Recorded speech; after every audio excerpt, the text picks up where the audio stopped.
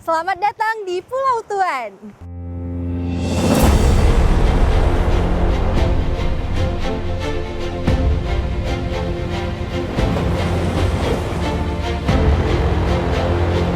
Pulau Tuan, pulau tak berpenghuni ini menawarkan pesona bahari yang menawan. Terumbu karang yang indah, pasir putih membentang, hingga tempat ideal untuk menikmati ketenangan.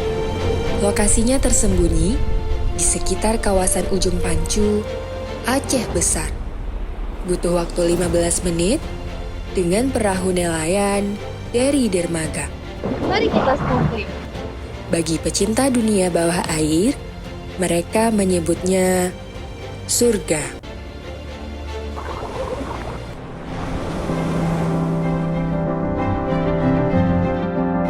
Tak jauh dari Pulau Tuan, terdapat kuliner yang terkenal, mie gurita. Mie kuah dengan bumbu khas Aceh dan potongan gurita menjadikannya sensasi kuliner laut yang segar dan lezat.